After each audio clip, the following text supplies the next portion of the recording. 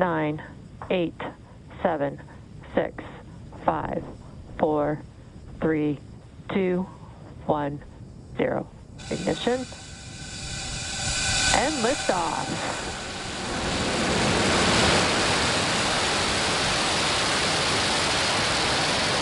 Falcon 9 is pitching downrange.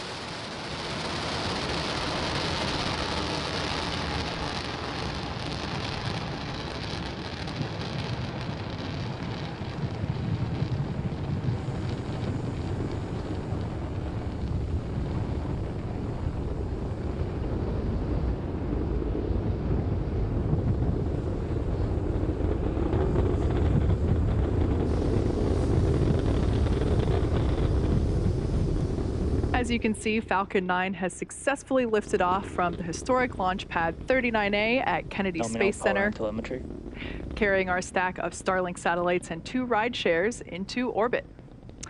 We throttle the engines down in preparation for max Q, or maximum aerodynamic pressure. This is the largest structural load that the vehicle sees during supersonic.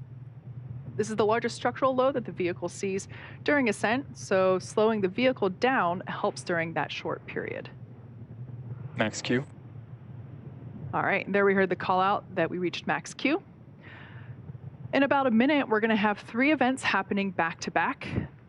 First will be main engine cutoff, or as you'll hear it called out, MECO. This is where all 9 M1D engines shut off and slow the vehicle down in preparation for the second event, stage separation.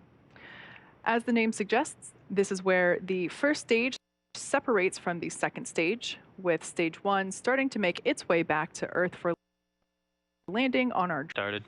While stage 2 continues its journey with the third event, SES1, or second engine start 1. This is where MVAC will light up and begin to propel the second stage along with the Starlink and 2 rideshare satellites into orbit. So just a few seconds ago, we heard the call out that MVAC chill has begun. That's the same thing as what I described prior to liftoff for the M1D engines. We flow a little bit of that super chilled liquid oxygen into the turbo pump of the MVAC engine, helping to prepare the prop system for that super cold fluid to flow through.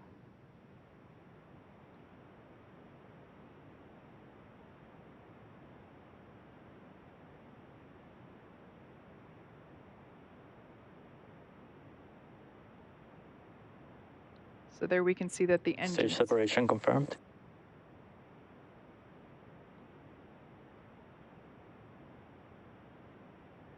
All right, so on the left-hand side of your screen, we got the first stage, and the second, on the right-hand side, the second stage, and there we heard call out MVAC ignition. We can see that nozzle begin to develop a lovely orange glow as Earth rotates in the background. On the left-hand side, we got first stage deploying the grid fins in preparation for the drone ship landing. In just a few seconds, we're going to have fairing deploy. Love that view of MVAC. And there's our first view inside the payload fairing. There we have visual and call out there that fairing separation has occurred. As a reminder, we will be attempting to recover those fairing halves today with our recovery ship, Sheila Bordelon. And of course, we're going to be recovering the first stage with our drone ship, utilizing a view for today's recovery attempt.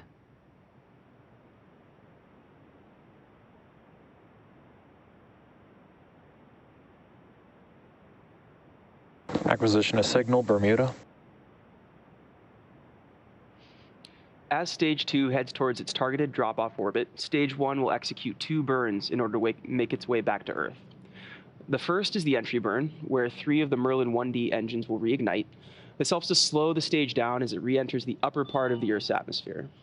The second burn is the landing burn, and this is a single engine burn that brings the vehicle speed down rapidly in order to land on the drone ship. We do this at the last minute to conserve as much fuel as possible.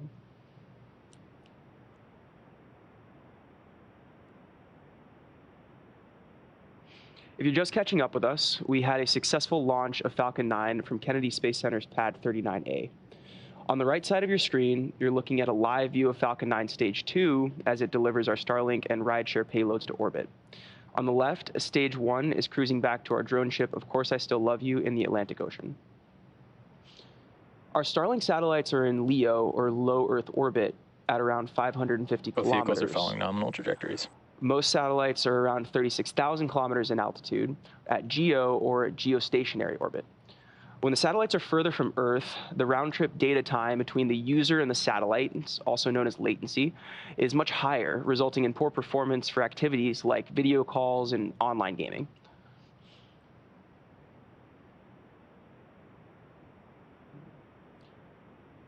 About a minute out here from entry burn.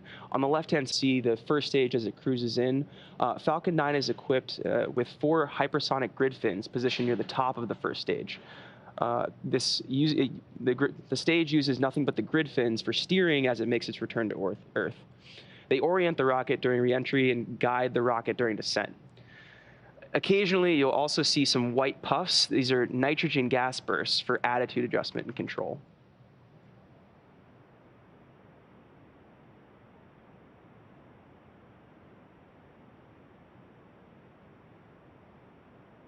Now we're about 20 seconds out from entry burn. As a reminder, this is a 3-engine burn that is meant to slow the first stage as it hits the thicker parts of the Earth's atmosphere. Stage 1 FTS is saved. Stage 1 entry burn is started.